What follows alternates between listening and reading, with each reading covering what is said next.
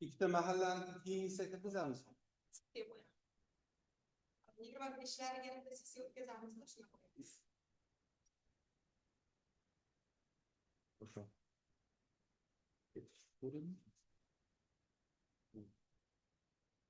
Assalomu alaykum. Hurmatli deputatlar, sessiya qatnashchilari. Xalq deputatlari tuman kengashining bugun bo'lib o'tayotgan 28-sessiyasida tuman kengashining 25 nafar deputatlaridan 22 nafari ishtirok etmoqda. 3 nafar deputat uzrli sabablarga ko'ra qatnasha olmayapti. Shuningdek, bugungi sessiyada tuman hokimining o'rinbosarlari, tumandagi korxona va tashkilot rahbarlari hamda ommaviy axborot vositalari vakillari ishtirok etmoqda. Sessiya o'z ishini boshlash vakolatiga ega. Xalq deputatlari tuman kengashining navbatdagi 7-chaqiriq 28-sessiyasini ochish to'g'risida taklif kiritaman.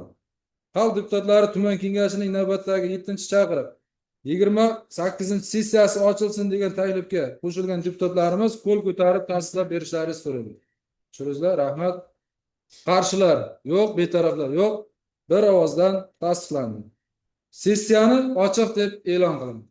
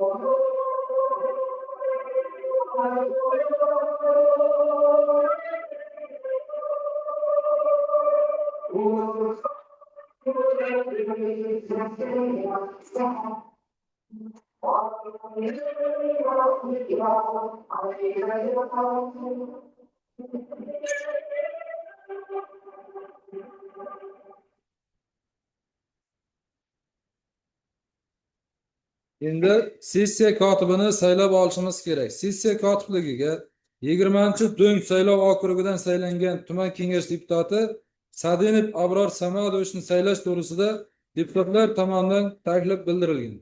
Boshqa takliflar bormi? Bo'lmasa qo'l ko'tarib tasdiqlab berishlarini so'rayman. Tushuningizlar, rahmat. Qarshilar yo'q, betaraflar yo'q.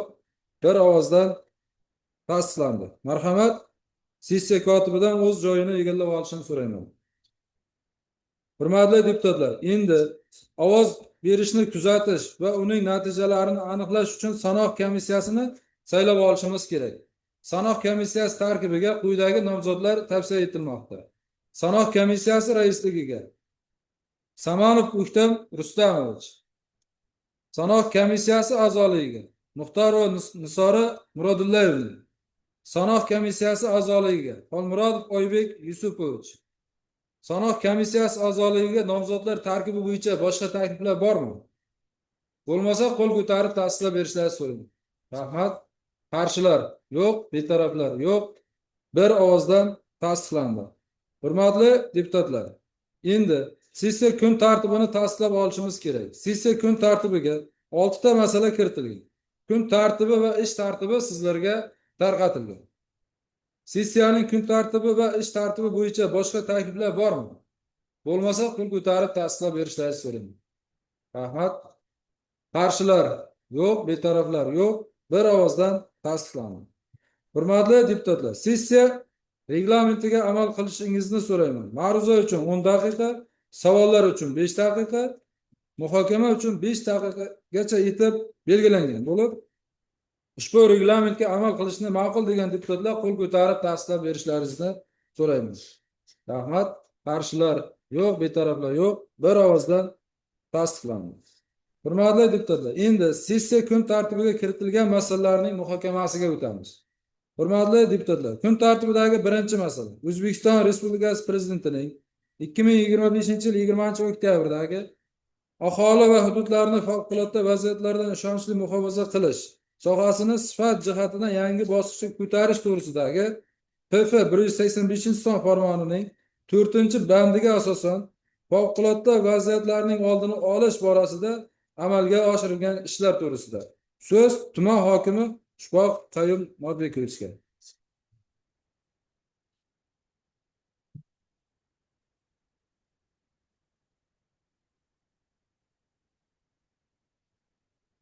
Assalomu alaykum, hurmatli deputatlar, sessiya ishtirokchilari. Xabaringiz bor, mamlakatimizda favqulodda vaziyatlarning oldini olish, aholini va hududlarni turli xavf-xatarlardan muhofaza qilish tizimini yanada takomillashtirish eng dolzarb masalalardan biri hisoblanadi. Ma'lumki, O'zbekiston Respublikasi Prezidentining 2025-yil 20-oktyabrdagi aholi va hududlarni favqulodda vaziyatlardan ishonchli muhofaza qilish sohasini sifat jihatidan yangi bosqichga ko'tarish to'g'risidagi 185-son farmoni mazkur sohani tubdan takomillashtirish, zamonaviy boshqaruv mexanizmlarini joriy etish, favqulodda vaziyatlarning oldini olish va ularning oqibatlarini bartaraf etish bo'yicha kompleks chora-tadbirlarni belgilab berdi. Ushbu farmon ijrosini ta'minlash maqsadida tumanimizda ham tegishli chora-tadbirlar rejasi ishlab chiqilib, aholi xavfsizligini ta'minlash, muhandislik kommunikatsiya infratuzilmasini mustahkamlash, xavfli hududlarni monitoring qilish, aholining favqulodda vaziyatga tayyorgarligini oshirish va sohaning moddiy-texnik bazasini mustahkamlash bo'yicha muayyan ishlar amalga oshirilmoqda. Xususan, mahallalarda favqulodda vaziyatlar profilaktikasini manzilli tashkil etish va uni samarali amalga oshirish maqsadida mahallamizni favqulodda vaziyatlardan muhofazalangan hududga aylantirish sharoitida profilaktika muhofaza tamoyili asosida tashkiliy mexanizmlar joriy etildi. Jumladan, mahallalarda favqulodda vaziyatlar yuz berish xavfi ilmiy-texnik yondashuv asosida o'rganilib, xavf indikatorlariga ko'ra har bir mahalla qizil, sariq va yashil toifalarga ajratildi. Favqulodda vaziyatlar yuz berish xavfi yuqori bo'lgan qizil va sariq toifadagi mahallalarda xonadonbek o'rganish ishlari tashkil etilib, aniqlangan muammolarni bartaraf etish orqali xavf indikatorlarini kamaytirishga qaratilgan profilaktik chora-tadbirlar ishlab chiqildi. Tuman favqulodda vaziyatlar bo'limi inspektorlariga tumanimizdagi ilk bitta mahalla biriktirilgan bo'lib, har bir inspektorga o'rtacha 8-9 tadan mahalla yuklatilgan. Mahalla fuqarolar yig'inlari binolarida 6 ta davlat inspektorlari uchun mahalla muhofazasi xizmat xonalari tashkil etilib, xizmat xonalari kompyuter jamlanmasi bilan ta'minlandi. Shuningdek, xonalar mebel jihozlari va boshqa zarur texnik vositalar bilan jihozlanib, inspektorlarning mahallalarda samarali faoliyat yuritishi uchun zarur shart-sharoitlar yaratadi. Bundan tashqari, mahalla yetkinligi vakillarining aniq vazifalari belgilab berilib, ularning faoliyatini muvofiqlashtirish tizimi yo'lga qo'yildi.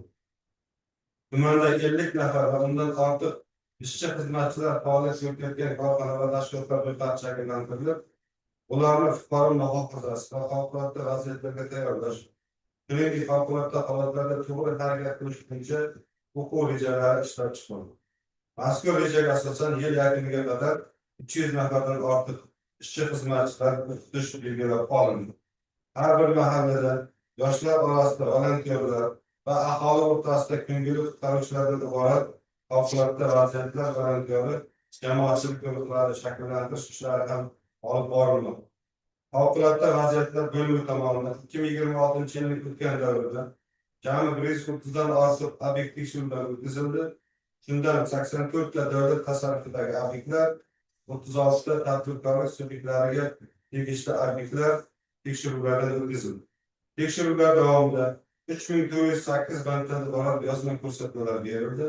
Shuningdek, obyektlarga o'tkazilgan yong'in profilaktik ko'riklari davomida 8900 nafardan ortiq fuqarolarga yong'in xavfsizligi qoidalari bo'yicha tushuntirish va tavsiyalar berildi. Yong'in xavfsizligi qoidalarini buzgan 52 nafardan ortiq mansabdor shaxslarga nisbatan ma'muriy choralar qo'llanildi. Shu bilan birga yong'in xavfsizligi talablarini qo'pol ravishda buzgan 56 ta bino va inshootlarning faoliyati vaqtincha yoki qisman to'xtatildi. Tekshirishlar jarayonida 280 dan ortiq nosoz elektr moslamalari, agregatlar va elektr tarmoqlaridan foydalanish taqiqlandi. Aholi o'rtasida targ'ibot va tashkilot ishlarini kuchaytirish maqsadida hamma ommaviy axborot vositalari orqali keng yoritish, 5 marotaba teleko'rsatuvlar, 10 marotaba radio eshittirishlar, 10 marotaba gazeta va jurnallardan maqolalar chop etildi hamda internet tarmoqlarida 35 marotaba targ'ibot materiallari joylatildi. Shuningdek, favqulodda vaziyatlar xodimlari tomonidan aholi turar joylarida profilaktik tadbirlar muntazam olib borilmoqda. Xususan, o'tgan davr mobaynida 16658 ta xonadonda profilaktik tekshiruvlar o'tkazilib, 31245 nafar fuqaroga yong'in xavfsizligi qoidalariga rioya qilish, is gazidan zaharlanishning oldini olish hamda havo gaz almashmasining chaqnashi bilan bog'liq xavflar yuzasidan tushuntirish ishlari olib borilmoqda. Mazkur yo'nalishdagi ishlar davom etmoqda. Shuningdek, ikkinchi chorak yakuni bo'yicha amalga oshirilgan ishlar yuzasidan ham sessiyada hisobot berib boriladi. Xabarlaringiz bor. Favqulodda holatlar bu hayotimizning bir qismi bo'lib turibdi. Men xavf-xatarning oldini olishga qaratilgan tadbirlarni amalga oshirishga qaramasdan xabarlaringiz yaqinda shu Natbay kanalidagi yong'in chiqish holatida xonadonlarni bularni tezkor aniqlash va bartaraf etish bo'yicha ham hozirgi kunda yana qayta tadbirlar o'tkazildi. Har bitta kanallar yoniga cho'milish taqiqlanadi, yozuvlar bo'ladi, yozilishi bo'ldi. Natbay kanalini to'liq boshidan oxirigacha, shuningdek suv ta'minoti, suv yetkazib berish xizmati tomonidan ham kuzatuv kameralari o'rnatildi. Birinchi chorakda ham va kuzatuv kameralarini o'rnatish ikkinchi chorakda ham ishlar amalga oshiriladi. Bundan tashqari har bir kanal boshliqlari mahallalar bilan birgalikda bog'larni cho'milish mumkin bo'lgan hududlarda navbatchilik tashkil qilingan. Ikkinchi, bundan tashqari Paxtachi gazetasining navbatdagi hisobidan ham o'zim alohida murojaatnoma qilib, aholiga o'sha yong'in xavfsizligi, favqulodda holatlarni oldini olish, ayniqsa yozda cho'milish mavsumida bog'larni, fuqarolarni asrab qolish maqsadida ham tuman gazetasida alohida murojaatnoma qilib chiqmoqda. Shuningdek, Natbay kanalini texnikalar harakatlanish xavfi bo'lgan hududlarga beton barlarlar o'rnatilib, ko'priklar bo'lingan, tarafli to'siqlar olib tashlanadi. Ushbu ishlarni albatta amalga oshirishda hozir har bitta 6 mahallaga 8-9 mahallani qamrab oladigan profilaktik inspektorlarni biriktirganimiz bilan baribir jamoaviy keng jamoatchilik bilan ushbu xatarlarni oldini olishga kirishimiz baribir maqsadga erisha olmaymiz. Shuning uchun birgalikda deputatlarimizni ham jamoatchiligimizni ham ushbu tadbirlarda faol ishtirok etishlarini so'rab qolaman. Rahmat, e'tiborlaringiz uchun. Hisobot tugadi. Savollar bormi? Marhamat. Favqulodda vaziyatlarda o'zimiz hozir uyil emas, buni oldingi yillarda bilganmiz. Sevib degan joylar bo'lgan qancha yerda ularni biladi, qayerda shu holatga uchradi. Lekin mana bu favqulodda vaziyatlar bo'limi ham olimlar noyabr, dekabr oylarida ta'lim muassasalariga boradi. Yong'in xavfsizligi oyiga deb boradi. Ba'zi uchta formada bo'ladi. O'zimiz aytgan bilan ularni aytgan ta'siri kattaroq bo'ladi. Masalan, keyingi oylarda bu bo'limning xodimlari kam ko'rinib qoladi.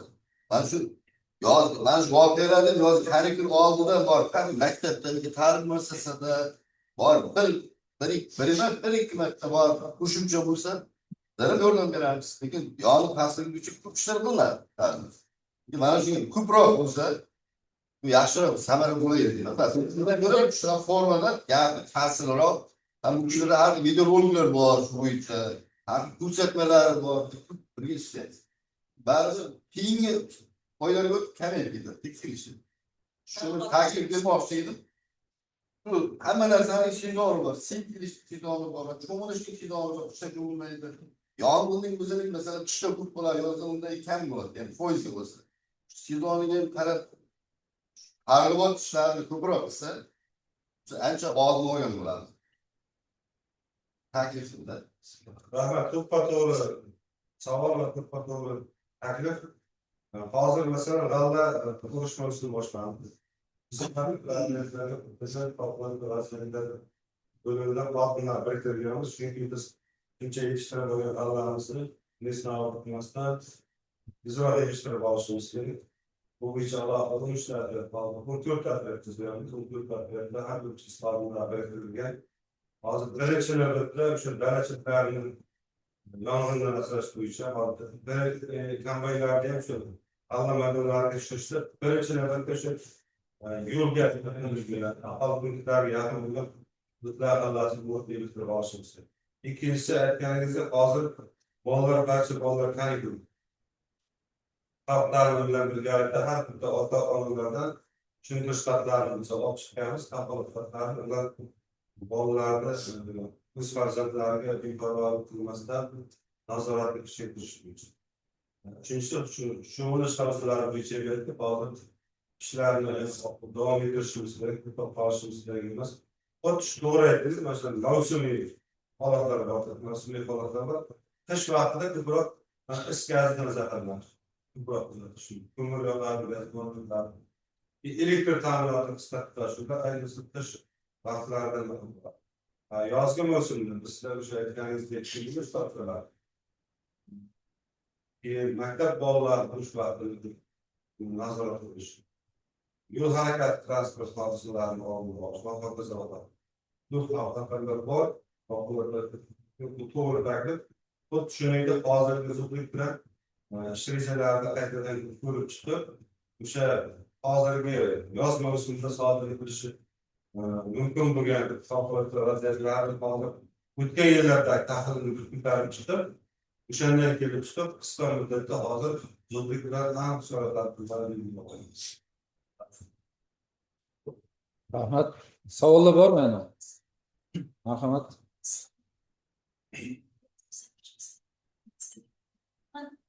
Senin farklı iptal yapılarından keçe 8. yılki saatlerle nerede yapılıp bizimiz nerede rahbariyatla çıktık. Keçe kanal taşlardım. Yine bu hakikat yaşaması gerek. Ben derdim başkalarına bilmiyorum. Mesela bize o 6'da mı 7'de bana kişisel mahallesinden şunlar tekrar kamar degan joy bor. Shu yerda 6 ta uchun shaxsimiz video tasvirga oldik. Ertaga tashladim, botqonlarga tashladim, mahallaga tashladim, Qoratepa mahallasiga tashladim. Shuncha ogohlantirishga qaramasdan bolalar bittasi 8-sinf, 3tasi 5-sinf, 2tasi 4-sinf bola chunga shu sarsni syomka tashladik. Ota-onalarni ogohlantirdik. Ikki hurmatli mas'ullar yana biz olmoqchimizmi? O'tgan 25-yil bu yerda 32 maktab bir nafar o'quvchisi, 6-maktab 2 nafar o'quvchisi fermer hovuzga tushib cho'kib vafot etdi. Ondan keyin mana shu yil 36-maktabda o'quvchilarcha oilaga chiqib bunday fojia bo'ldi. Yaqin 37-maktab 12 yoshli bola, o'g'il bola yana shunday vafot etdi. Bundan 2 yil oldin 13-maktabda 4 nafar o'quvchisi Darushan darasiga cho'milib oqib ikkitasi katta fojia. Shuning uchun imtihonlar tugatganimizdan keyin chiqib o'zimiz reyd qildik, bolalar bemalol uchun. Haqiqatdan endi baribir 9-maktab o'quvchilari cho'milagan deb o'ylasak, bizlar shu ochiq tashlagan cho'milyapti. She'rlarga bir do'hay qo'ydik, biz baribir chaqirib quvdik. Lekin sizlar ham bir bas narsiz boshqacha bir reyd qilsalaringiz juda ham bir ajab ish. Yine mağazada havası sizlerin çıkıp yana bir yarım 2 yıl atrafta çoğunlukla pek. Şu olsa 7. mektep bizim umurlardan çoğaldı. Çoğunlukla. Bu doğru maaşı taşkil ettikleri arasında haberler bir taşkil yani. Şafak'ta bizim videolar kararlı, bu 7. mektep okuyucuları Öyle gelmek tabii bir bahsetmişler. Bir rayonla bir taşıdığı yani sağlığı Albatta kadınlar sağlıcıktan yani bir vaktimizi de hem halde katmışlar. Bu yandan bir gerekli fazla bahsettiğimiz mahallelere giriş oluyoruz. Ancak vejetaryenle giriş oluyoruz. Şu an çok harcadığımız şu neredeki nerede gelmesi. Yaşanmasa başa boyun işler şu bolalar videosu da bilen mahalle mahalle maktablarga farqli o'rniga yetkazib bilamasak bo'ldi. Chegishli tashkil ishlar masalan kelishuv oldik shu mahallalar bilan. Jamoatchiliklarga berdilar. Tarbiya faoliyatiga ishlar mahallasiga rag'batlantirish bilan MCS xodimlariga rag'batlantirdik va shu holatda faollashtirilgan jamoatchilik ko'rsatgan fuqarolarga Mana shu narsa albatta bir kishini emas. Formada yurganlardan baribir boshqacha tushunadi. Xotinasi bo'lsa ham, mahalla bo'lsa ham, doimiy ko'rgan shaxsni dedilar, unchalik e'tibor beradi. Qaratmaydi bunchalik. Formada mas'ul xodimlar bo'lib tursa, baribir imkoniyati mas'uliyat katta bo'ladi. Doğru taksir, maaş işleyen ziyaret etmiş olabilirsin. Herkese görüşürüz istiyorum. Rahat yok yani. Yana savol olsa marhamat. Şöyle aka. Jana sayılır. Okullar hozir navbatda tumanimizda shu tumanlarda ham respublikada ham qolsa butun shahar bo'yicha ham favqulodda vaziyatlar soni yildan-yilga ko'p oshyapti. Nimadir ko'payganda bekorga turibmiz, 185 qarorni tasdiqlanishi kerak. Mana hozir yuqorida savolimizda aytib o'tdingiz, Qizil Sariq yashab qo'yilgan Qizil toifa tumanimizda qaysi markazda turar ekan, shular bilan favqulodda vaziyatlarda oldini olish yo'limizni shu shayxonda turish uchun favqulodda vaziyatlar buni tomonidan mashlar qilyapti, qanday biz tayyorgarligimiz bo'laganidan nima qilish kerak ekan. Shular qanday xos holatda bitib, baribir bundan maslahat so'raydi. Bardan so'ragan maqsadlar bor. Lekin tumanda ham bunga yordamlar kerak bo'ladi. Oxir oqibat qayga borib ketib qolmaydi. Emas. Oqul vaziyatlar hammasi bizning boshimiz. Bu bo'lima bir hisob berib, qo'shimcha ma'lumotlar berib bo'lsa, shaylik qoladi. Deputatlardan agar kim savol berganlar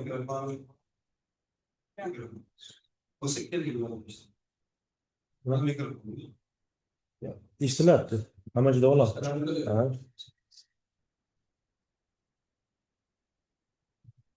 Assalomu alaykum aziz deputatlar, sessiya ishtirokchilari, tuman favqulodda vaziyatlar bo'limi boshlig'i Topolxon viloyati Dilshod Ramazonovich egallab turgan lavozimda 2025-yil dekabr oyida Paxtash tumaniga tayinlanganman.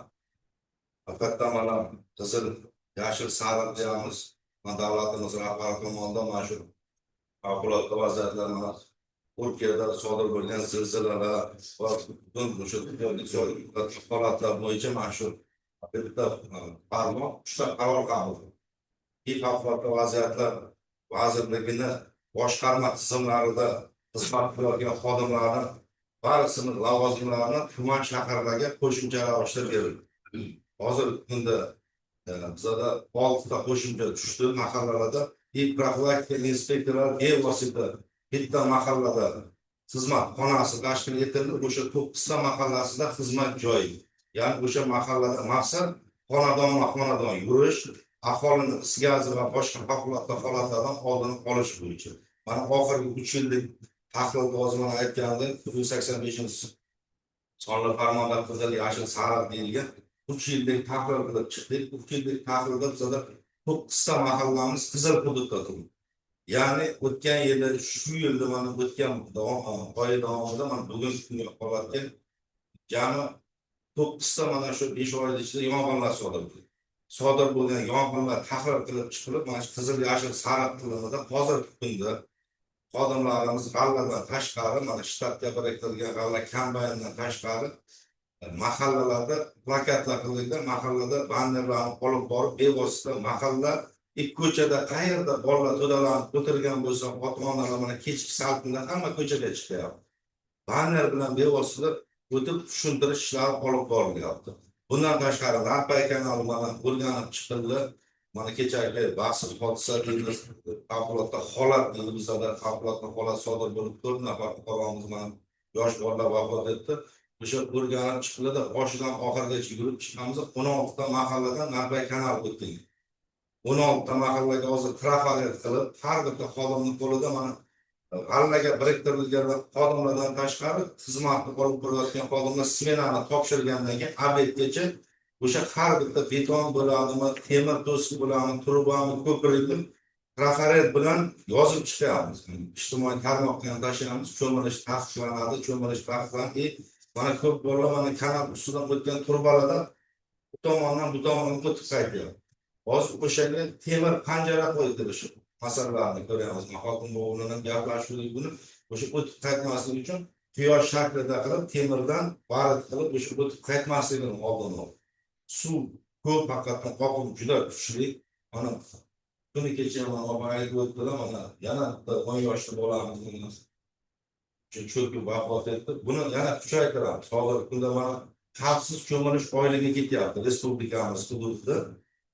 Kunlik biza o'sha beryapmiz. Mana nechta joyda trafaretda yozib chiqdik. Bugun mana Narpay tumanidan 50 ta banner chiqarib keldik. 60 ta 60 razmerda reykalar bilan uni ko'rinarli joylarga har ayniqsa mana shu kanal o'tgan mahallalarga qotirib chiqamiz. Mustahkamlab reyd olib boryapmiz. Kecha ham mana reyd olib borib, buni ichki ishlar vazirligiga berilgan, ya'ni cho'milish taqiqlangan joylarda profilaktika inspektoriga berilgan jarima qilish qo'llaniladi. Bo'la ketmagan 3 barobargacha jarima belgilandi. Profilaktika inspektori bilan bugungi kun holatda 2 nafar fuqaro ota-onasiga nisbatan choralar ko'rildi. Buni hisobotda bilan beryapmiz. Vazirlik tizimi ham bizlarda mana kelib butun qonunlarni viloyatimizni o'rganib chiqdi. Hozir kunda mana olib boriladigan ishlar tanqidiy muhokama bo'ldi. Muhokamada shaxsan hurmatli vazirimiz ishtirok etdi, viloyatdan tanqidiy ko'rib chiqildi. Munosabat yana kuchaytiramiz. Mana g'alla mavsumi haqiqatan 14 ta bugungi kunda kombaynimizga 14 ta xodim, bu ham katta kuch tegadi. G'alla mavsumi birinchidan hozir nesloq yig'ishtirib olganimizdagi bu narsa sentyabrga cho'milish mavsumi endi boshlanadi. Yo'q, sentyabrgacha davom etadi. Buni qattiq nazoratga olib, mana shu 14 ta xodimni xizmatdan ozod imini o'sha navbatchi qilib biriktirib, mana mahallalar grafikini ishlab chiqqan, maktabda ishlaydigan maktab grafik ishlab chiqqan, qo'shib birgalikda reydlar tashkil qilib, chora ko'rmaslik baribir natija bo'lmaydi. Qizil va sariq mahallalardagi, qizil toifadagi mahallalar ro'yxatini ham bunlarga tashlaydi. O'shanda mahallaning o'zida qizildan chiqarish, sariqdan chiqarish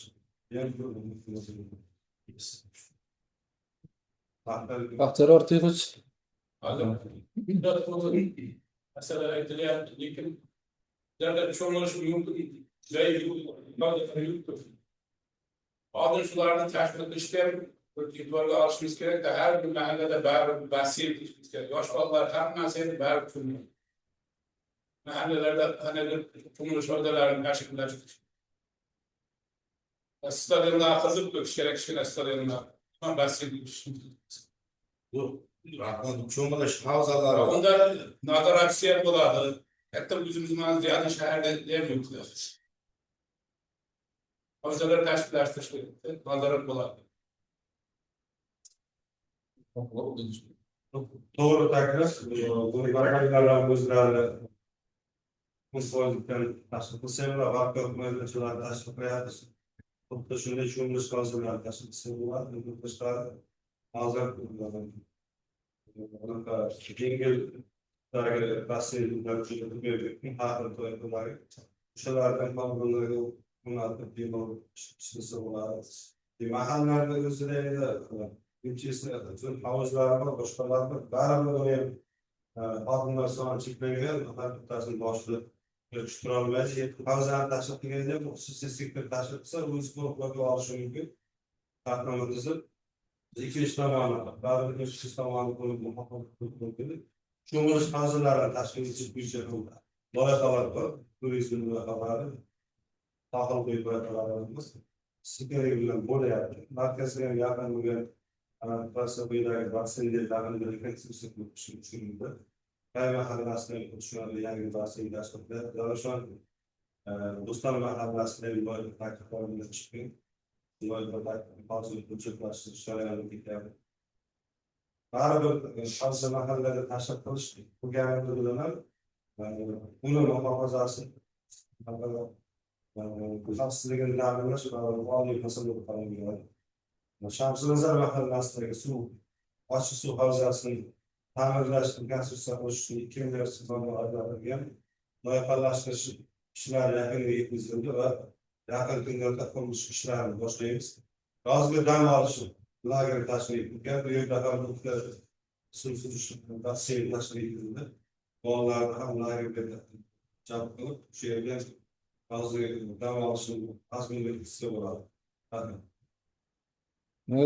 Ushbu masala yuzasidan so'z xalq deputatlari tuman kengashining korrupsiyaga qarshi kurashish, davlat organlarida ochiqlikni ta'minlash va huquqiy masalalari bo'yicha doimiy komissiyasi a'zosi Eshmurodova Hafiza Saydullayevna.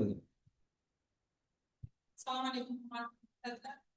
Parlament masala korrupsiyaga qarshi kurashish bo'yicha komissiya yig'ilishida chiqildi. Ushbu masalalar maqomiyat va sizlardan muloqotga Xulosa tugadi. Savollar bormi? Ushbu masala bo'yicha tayyorlangan sessiya qaror loyihasi sizlarga tarqatilgan. Kimda-kim ushbu masala yuzasidan tayyorlangan sessiya qaror loyihasi tasdiqlansin degan taklifga qo'shilsa, qo'l ko'tarib tasdiqlab berishlaringizni so'rayman. Rahmat.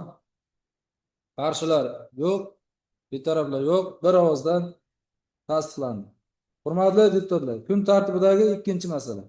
2026-yil davomida Paxtachi tumanida yoshlar bandligini ta'minlash va yangi ish o'rinlarini yaratish bo'yicha amalga oshirilgan ishlar to'g'risida so'z tuman hokimining birinchi o'rinbosari Arnaqulov Usmon Shukurlayevichga.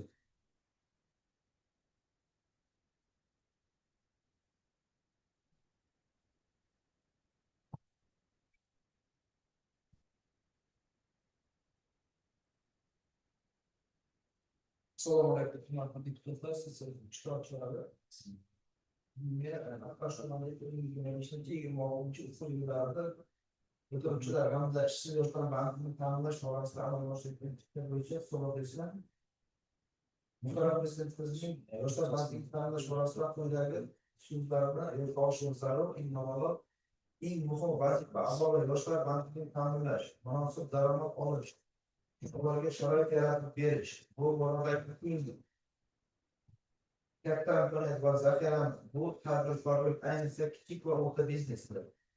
Joriy yilgi tashkilot buni davlatsiz rahbar tomonidan yoshlar bilan uchrashuvda har haftaning payshanba kuni yoshlar kuni deb belgilanishi hamda barcha darajadagi rahbarlar tomonidan yoshlar bilan ochiq muloqotlar o'tkazish, ularning muammo va takliflarini manzilli o'rganish hamda bo'sh vaqtini mazmunli o'tkazish, sog'lom turmush tarzini targ'ibot etish bo'yicha aniq topshiriqlar belgilab berilgan edi.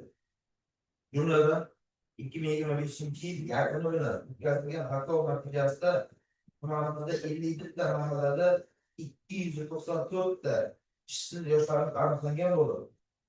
Shundan 23 nafar tuman rahbarlariga, 244 nafari tumanimizdagi rahbarlarga noma'lum biriktirib berildi.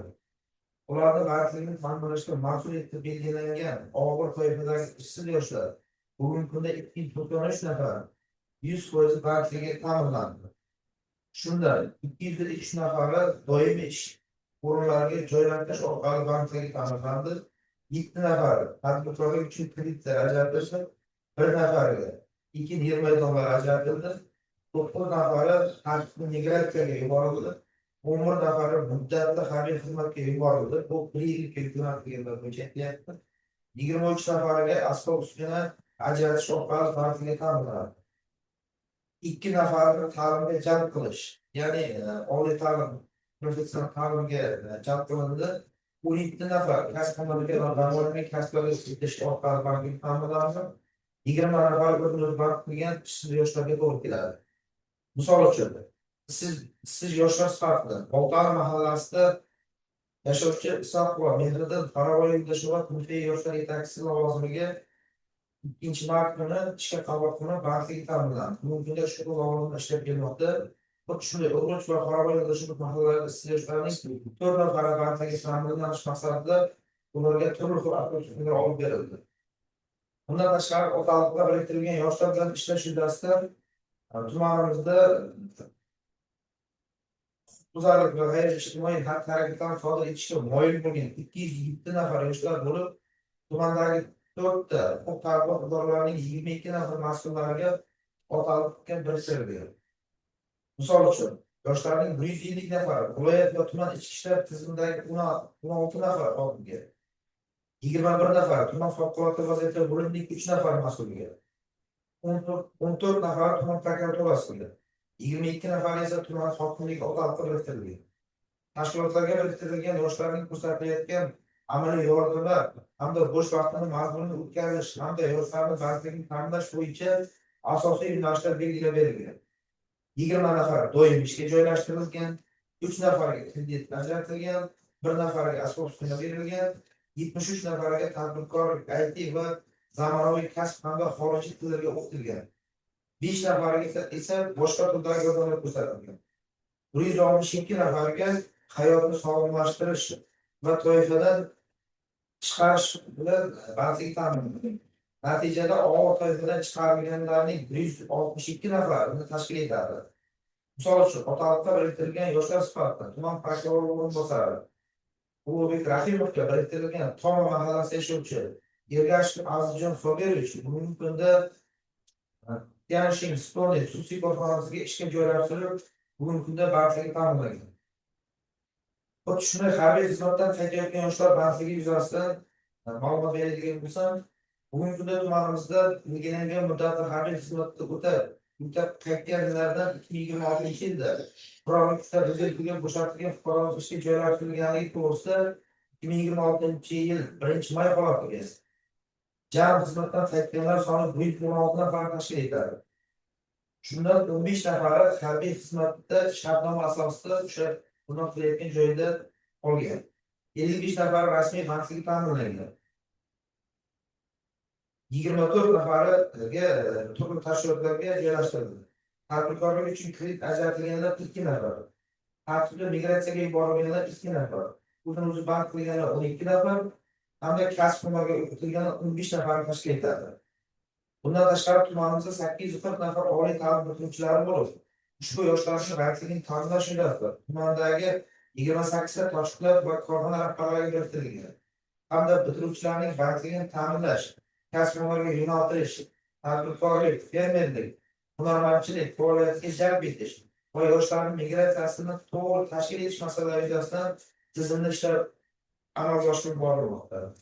Misol uchun harbiy xizmatdan qaytgan Mirzoli mahallasidagi Ishqibot Diyorbek Baxtiyorovich favqulodda vaziyatlar boshqarmasiga ishga jo'nadi. Xuddi shunday 2026 yil 1-sho'rada yoshlar daftari jamg'armasi orqali tumanda 7 nafar yoshlar daftariga kiritilgan bo'lib, shundan 7 nafari, ya'ni 100% ijtimoiy ko'maklar ko'rsatish natijasida yoshlar daftariga chiqarilgan.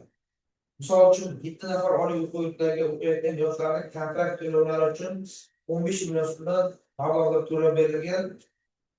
Misol uchun Boltali mahallasida Ishmo'min Ozodbek Murodbosovich yoshlar daftariga to'lov kontrakt bo'yicha daftarga qabul qilinib, 4 million so'm to'lov taqdimoti mablag'lari to'lab berilgan. Xuddi shunday ko'mak loyihamiz bor, o'sha bank ta'minlash masalasida kurs loyihasi bo'yicha xorijiy tillarga mo'ljallangan o'quv markazlarida to'lov kodlash yo'nalishida 6 ta ariza qabul qilingan bo'lib, 3 ta arizaga 390 million so'm pul mablag'lari ajratildi. 3 ta ariza hujjatlar tayyor qilingan ham to'lab berish jarayonida turibdi. Hozir misol uchun Eliboyeva Kamola Ramazonova 130 million so'm sud ajratilib, o'quv markazi tashkil qilish uchun o'quv markazida bugungi kunda 60 nafar yoshlarga xorijiy tillarni o'rgatib kelyapti. Ushbu fuqaromizga ham 130 million so'm sud ajratilib, ishni davom ettirilmoqda. E'tiboringizni uchun rahmat. Hisobot tugadi. Hisobot tugadi. Savollar bormi deputatlarimiz? Savollar bo'lmaydi. Ushbu masala yuzasidan so'z xalq deputatlari tuman kengashining ijtimoiy soha, yoshlar siyosati, madaniyat va sport masalalari bo'yicha doimiy komissiyasi a'zosi Abdullayeva Suroya G'aybullaeva. Assalomu alaykum. Masala tuman kengashining ijtimoiy soha, yoshlar siyosati, madaniyat va sport masalalari bo'yicha doimiy komissiyasiga ko'rib chiqildi. Qaror loyihasini ma'qulligi sizlardan tasdiqlab. Rahmat. Xulosa tugadi. Savollar bormi? Ushbu masala bo'yicha tayyorlangan sessiya qaror loyihasi sizlarga tarqatilgan. Kimda-kim ushbu masala yuzasidan tayyorlangan qaror loyihasi tasdiqlansin degan taklif qo'shilsa, qo'l ko'tarib tasdiqlab berishlarini so'rayman. Rahmat. Qarshilar yo'q, betaraflar yo'q. Bir ovozdan tasdiqlandi. Hurmatli deputatlar, kun tartibidagi 3-masala. O'zbekiston Respublikasi Vazirlar Mahkamasining 2026 yil 31-martdagi ichki iste'mol bozorida narxlar barqarorligini saqlash va inflyatsiyani belgilangan prognoz darajasida ta'minlashga qaratilgan qo'shimcha chora-tadbirlar to'g'risidagi 128-sonli qarori ijrosi to'g'risida. So'z tuman hokimining birinchi o'rinbosari Arnaqulov Usmon Shukurlayevichga. Rahmat. Assalomu alaykum. Yana bir bor ushbu O'zbekiston Vazirlar Mahkamasining 2026-yildagi iste'mol bozorlari narxini barqarorligini saqlash va inflyatsiyani belgilangan prognoz darajasida ta'minlashga qaratilgan qo'shimcha chora-tadbir to'g'risidagi 128 qaror edi. Hurmatli deputatlar, sizlarga ushbu yo'l xaritani tasdiqlashga kiritganmiz. Bu bo'yicha iste'mol bozorida narx-navo barqaror ta'minlash bo'yicha tumanda 3 ta amalga oshirilyapti. Mana chorvachilik bo'yicha, misol uchun chorvachilik bo'yicha aytaylik, qisqacha 2026-yilning o'zida oilaviy tadbirkorlik dasturlar doirasida ajratiladigan tadbirkorlik bo'yicha 16 milliard 600 million so'm fuqarolarimiz chorvachilik mashg'ulot yurib berdi. Bu 5 oy davomida. 3 ta bankimizdan ajratilyapti, Agrobank xalq bundan tashqari mana o'zlaringizdan xabarlaringiz bor, mana hektarlarda obodlashib kelayapmiz. Baliqchilikni rivojlantirish qarorlaringiz bor. Bu hammasi o'sha iste'mol bozoridagi narx-navoni barqaror ta'minlash uchun qilingan ishlar. Ushbu qaror chiqqan, faqat o'sha yo'l xaritasi sizlarga taqdim qilgan shu tafsilotlarni aql. Taklif tugadi. Savollar bormi? Ushbu masala yuzasidan so'z xalq deputatlari tuman kengashining mahalliy byudjet, tadbirkorlikni rivojlantirish va iqtisodiy islohotlar bo'yicha doimiy komissiyasi a'zosi Ergashev Hamdulla Toyirovichga. Şu masala tüm mahalle bütün tariflarını oynatır ve iqtisodiy islohotlar masalalari shu doimiy komissiyasida ko'rib chiqilgan. Ma'qulligi va sizlarni ham tasdiqlashga chorlayman. Aha, xulosa tugadi. Savollar. Ushbu masala bo'yicha tayyorlangan sessiya qaror loyihasi sizlarga tarqatilgan. Kimda-kim ushbu masala yuzasidan tayyorlangan qaror loyihasi tasdiqlansin degan taklifga qo'shilsa, qo'l ko'tarib tasdiqlab berishlarini so'raymiz. So'zlar rahmat. Qarshilar yo'q, betaraflar yo'q. Bir ovoz bilan tasdiq. Hurmatli deputatlar, Hurmatli deputatlar, kun tartibidagi 4-masala. Paxtachi tumani hokimining qurilish, to'siqlarsiz muhit yaratish, kommunikatsiyalar, kommunal xo'jalik, ekologiya va ko'kalamzorlashtirish masalalari bo'yicha o'rinbosari, obodonlashtirish boshqarmasi boshlig'ining 2026-yil davomida amalga oshirilgan ishlar yuzasidan hisoboti to'g'risida. So'z tuman hokimining o'rinbosari Qilich Sanjar Ilyasjon o'g'liga. Marhamat. Assalomu alaykum, hurmatli deputatlar, sessiya ishtirokchilari. Qurilish kompleksi tomonidan amalga oshirilgan ishlar to'g'risida tuman hokimi bugungi kunda hududlarda aholi hududlar yashash sharoitlarini yaratishda kommunal sohalarning o'rni alohida ahamiyat kasb etmoqda. Ichimlik suvi, elektr energiyasi, tabiiy oqova suv tarmoqlarini yaxshilash borasida tizimli taraqqiyot. Shu jumladan bizning tumanlarda ham joriy yil tuman elektr ta'minotini yaxshilash bo'yicha 76 dona transformator, 126 kilometr elektr tarmoqlarini tortish ishlari amalga oshirildi, rejalashtirilgan bo'ldi. Hozirgi kungacha Burtut mahallasida 6 transformator o'rnatilib, Sardoba, Mirzolim, Amrobod, Jonna, Burtut mahallalarida 31,5 kilometr elektr tarmoqlarini tortishlari amalga oshirildi. Tadbirkorlik obyektlarini sifatli elektr energiya bilan ta'minlash ishlari davom etyapti. Kuz-qish mavsumiga tayyorgarlik doirasida 12 dona transformator, 47 kilometr elektr tarmoqlarini mukammal va 20 dona transformator va 52 kilometr elektr tarmoqlari joriy ta'minlandi. Elektr energiya tejamkorligini oshirish maqsadida 23 ta obyektlarga 1616 kilovat quyosh panellari o'rnatildi. Shundan 26 ta aholi xonadonlariga 545 kilovat, bitta ijtimoiy soha obyektlariga 499 kilovat, ikkita ko'p qavatli uylarga 72 kilovatga to'g'ri keladi. Bundan tashqari 6 ta ijtimoiy soha obyektlariga 2800 litr gidroelektrlar o'rnatildi. Gaz ta'minotini yaxshilash borasida dastlabki 4 oy davomida Taraqqiyot mahallasida 2 kilometr gaz tarmog'i mukammal ta'minlanib, Bo'ston va Qutbur mahallalarida 2 dona gaz taqsimlash apparatlari o'rnatildi. Kuz-qish mavsumiga tayyorgarlik doirasida 2 ta gaz taqsimlash qurilmasi mukammal ta'minlandi. 30 ta gaz taqsimlash tizilmasi taqsimdan o'tkazildi. 80 kilometr yer osti gaz quvurlarining holati tekshirildi. 505 kilometr gaz quvurlari bo'yoqlandi. 226 ta xonadonda ikki bosqichli tizimda o'tkazildi. Tumandagi 100 kubdan kam gaz iste'mol qilganlar soni 387 tani tashkil etib, shundan 275 ta iste'molchilar, ya'ni 75-74% ko'rikdan o'tkazildi. O'tkazilgan 275 ta ko'riklarning 5 tasida 1.8%, 29,6 ming metr kub tabiiy gazdan noqonuniy foydalanish holatlari aniqlanib, bartaraf etildi.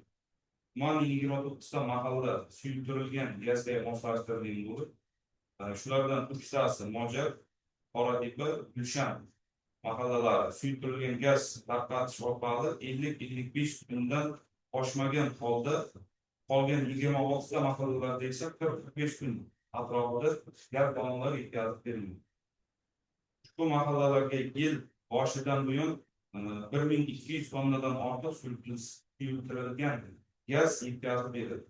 Joriy yilda tuman aholisini toza ichimlik suvi bilan ta'minlash maqsadida barcha dasturlar doirasida 3 ta ichimlik suv inshooti, bitta oqova suv inshooti hamda bir dona yuqori bosimli nasos stansiyasi qurish hamda 47 kilometr ichimlik suv tarmog'i, 5 kilometr oqova suv tarmog'i tortish ishlari rejalashtirildi. Shundan hozirgi kunda Burtut mahallasida bitta suv inshooti qurish ishlari amalga oshirilayotgan bo'lsa, Amroqli Turkut savdo mahsulotlarida 10 kilometrga yaqin ichimlik suv tarmog'i bor. Hozirgi kunga qurilish ishlari davom etyapti. Bundan tashqari aholini ichimlik suvi bilan ta'minlash maqsadida Samarqand suv ta'minot qatnashuvchi filiali tomonidan Bog'oloni Amir mahallalarida 700 litr hashar yo'li bilan Zarafshon, Urganch, Nayman, Istiqlol, Sho'rguncha, Mojar hamda Bog'olon mahallalarida jami 600 kilometr ichimlik suv tarmoqlari tortildi. Samarqand suv ta'minoti qarshi qatnashuvchi filiali tomonidan ko'cha kranlaridan foydalanib kelayotgan fuqarolarga 2438 ta suv hisoblagichlar o'rnatib berildi. Umumiy tumanimizga 7000 ta suv hisoblagich ajratilgan, hali o'rnatishlar davom etyapti. Xulosa qilib aytganda, joriy yilda kommunal sohani rivojlantirish orqali aholi uchun yanada qulay va zamonaviy yashash muhitini yaxshi yaratishga erishish maqsad qilingan. Boringiz uchun rahmat. Hisobot tugadi, savollar bormi? Marhamat. Assalomu alaykum. Murojaat Prezident saylovi o'tkazilgan taklif qilaman. Savolim mana shu qurilish sohasida mana yaqindagina bizani xalq deputatlari tashkil kengashiga boriladigan yo'l asfalt bo'ldi. Lekin mana shu kengashga kiraverishida o'sha yerda ozgina joy qoldi, ozgina yana bir tartibsizlik paydo bo'lganda mana shu yerga shunday reja qoladimi yoki tartibga olinadimi? Yo'q, hozir natijasi tartibsizlik bo'ladi. Asfalt o'rnatishimiz kerak. Faqat asfaltni birinchi olishimiz kerak emas edi, to'g'ri, lekin asfalt ketib qolganligi uchun birinchi asfaltni oldik, qaytarib maqsadida. Lekin hozir ruchnoy kovlab latok qilinadi, latok решетка qilinadi, darvozani oldida joy qoladi, uni beton qiladi. Ishlashga hokimiyatdan chiqqan latog'imiz o'sha bilan muvofiqlashtirilib, Rahmat. Yana savollar bormi deputatlar? Olmurod aka. Hozir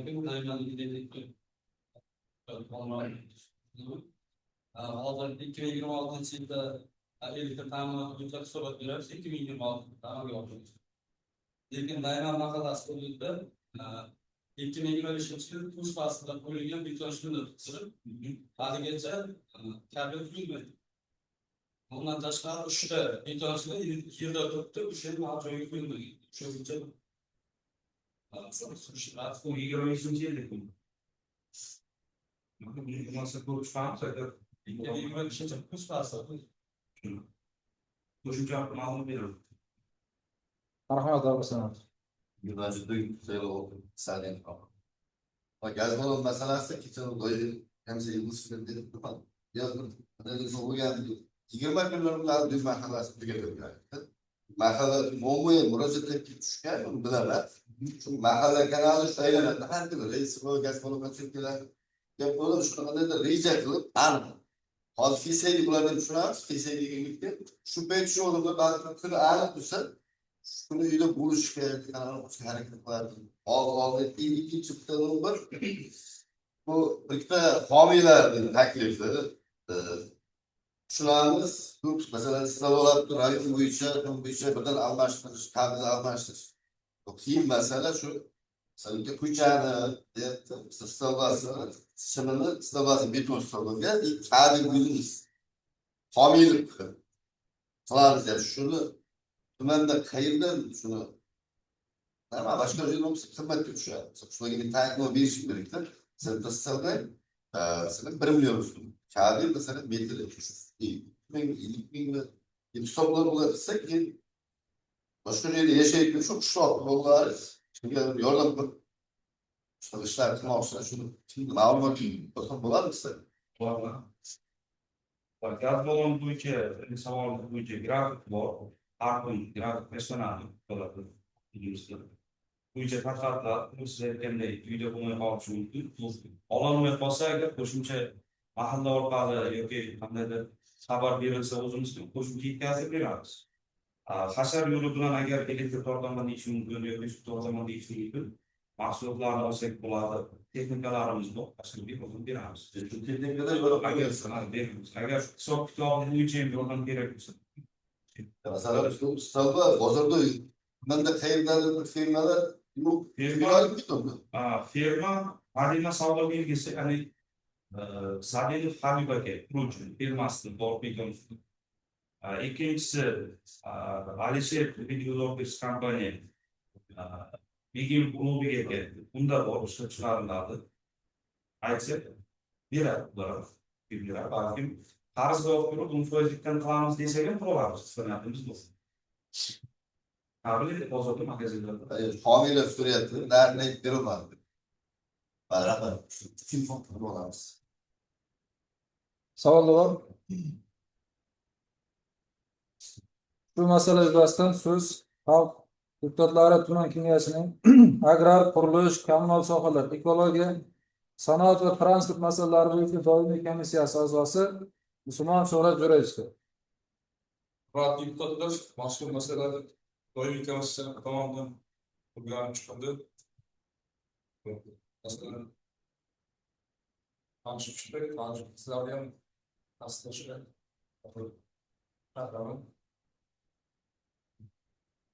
Xulosa tugadi. Savollar bormi?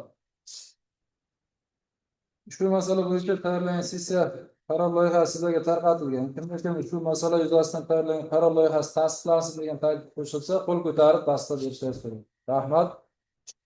Qarshilar yo'q, betaraflar yo'q. Bir ovozdan tasdiqlandi. Rahmat. Hurmatli deputatlar, demak kun tartibimizdagi 5 va 6 masalalar tuman yoshlar ishlar bo'lim boshlig'i Muhammadov O'ktam Eshmamatovga taalluqli edi. 5-masala 2026 yil davomida yoshlar bilan olib borilgan ishlar to'g'risida hisoboti hamda yoshlar daftari 6-masala yoshlar daftari jamg'armasi hisobidan mablag' ajratish to'g'risida. Bu masalalar bo'yicha qaror loyihalari sizlarga tarqatilgan. Tumanimizga yoshlar bo'yicha mehmon kelganligi uchun yoshlar ishlar bo'lim boshlig'i sessiyada ishtirok etolmayapti. Buni masalasini o'zaro kelishgan holda tasdiqlashimiz yoki keyingi sessiyaga qoldirishimiz zarur bo'lyapti. Ustoz Sanil nima deysiz? Nima maslahat berasiz?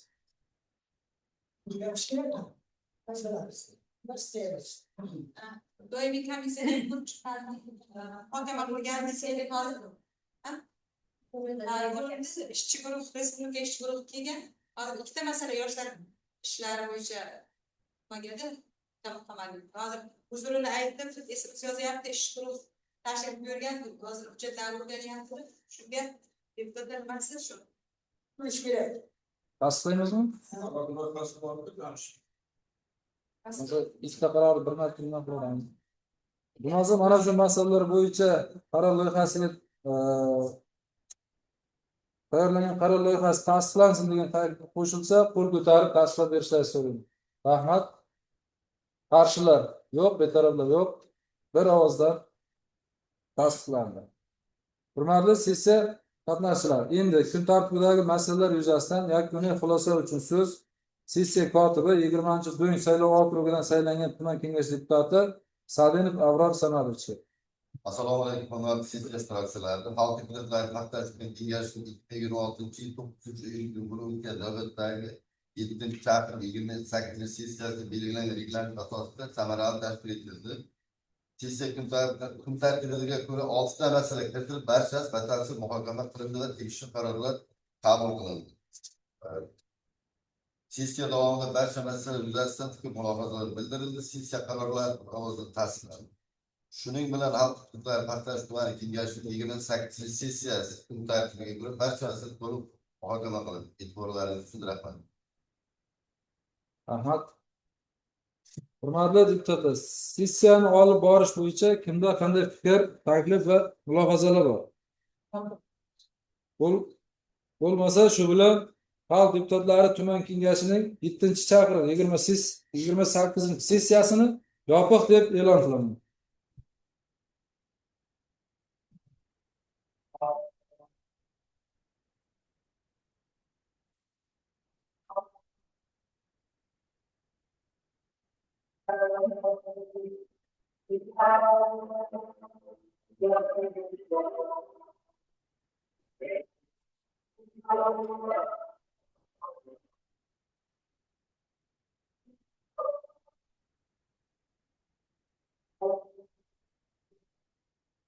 Thank